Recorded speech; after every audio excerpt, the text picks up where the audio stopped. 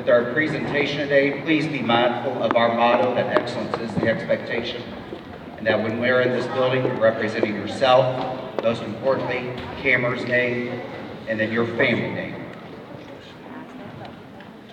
And please honor that. I want to thank two of our veterans who are here on staff, Mrs. Breland, who is joining us today, and Mr. Ruger, who served this great nation. And today, I'll turn it over to Mr. Ruger for introductions. Thank you, Mr. Armour. I'm Mr. Ruger. Most of you know I'm the 8th grade math teacher on the Grizzly team. Not all of you know that I'm a retired Army veteran.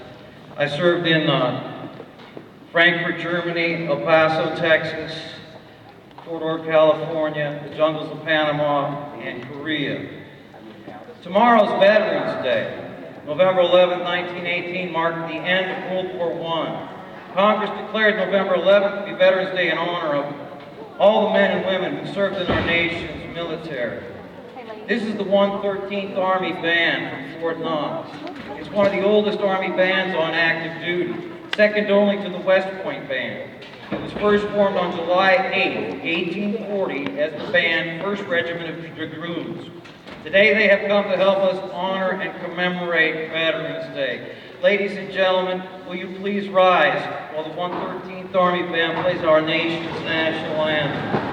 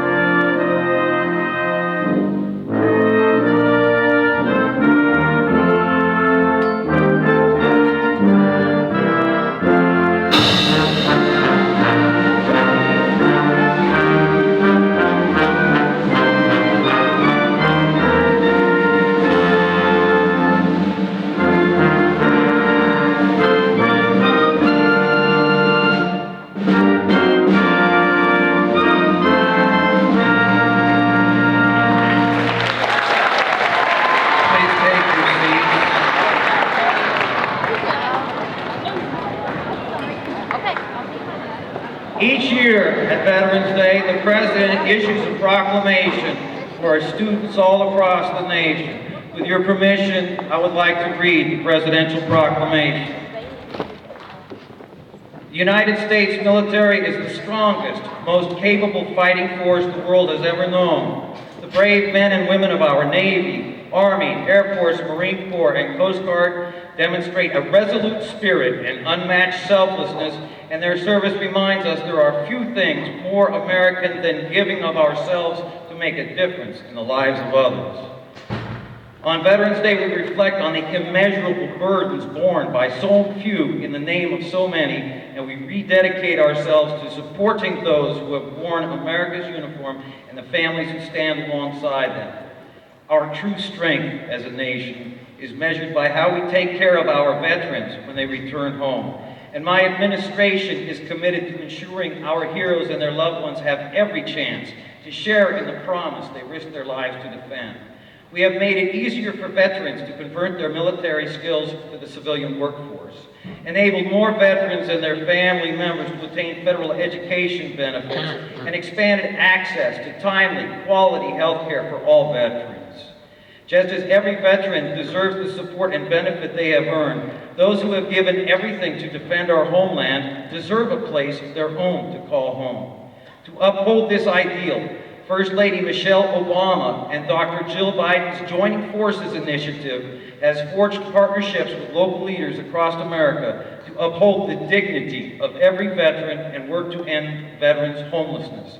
No one who fights for our country should have to fight for the care they deserve. Earlier this year, I was proud to sign the Clay Hunt Suicide Prevention for American Veterans Act, which fills critical gaps in mental health care by raising awareness and taking steps to improve access to care for those suffering from the invisible wounds of war. Our veterans left everything they knew and loved and served with exemplary dedication and courage so we could all know a safer America and a more just world. They have been tested in ways the rest of us may never fully understand, and it is our duty to fulfill our sacred obligation to our veterans and their families. On Veterans Day and every day, let us show them the extraordinary gratitude they so rightly deserve, and let us recommit to pledging our full support for them in all they do. With respect for and in recognition of the contributions our service members have made to the cause of peace and freedom around the world, the Congress has provided that November 11th of each year shall be set aside as a legal public holiday to honor our nation's veterans.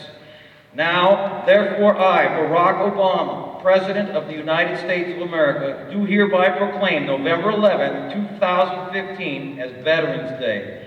I encourage all Americans to recognize the valor and sacrifice of our veterans through appropriate public ceremonies and private prayers.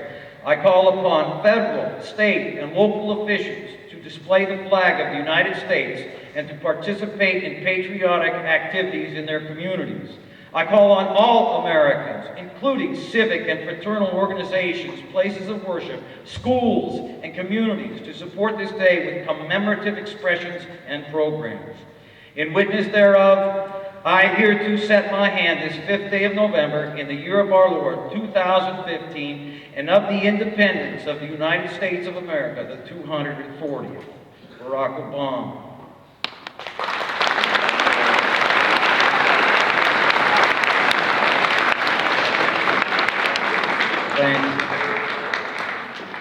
Americans We was a march written by Henry Fillmore in 1929. It was played at every concert he conducted at the Cincinnati Zoo's Pure Food and Service Show.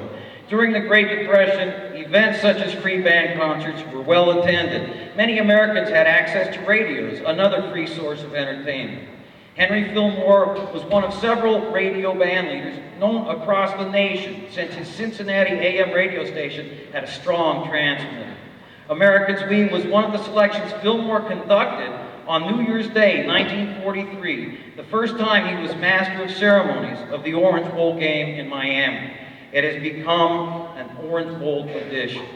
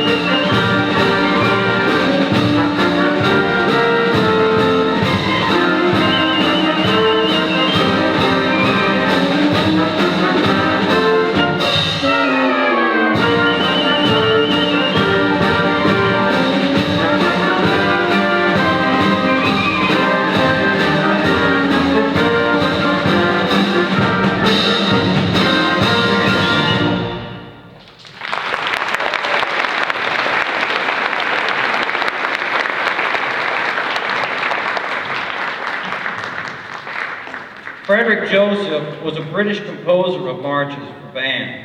Under the pen name Kenneth J. Alford, he composed marches which are considered to be great examples of the art. He was a bandmaster in the British Army and Royal Marines Director of Music.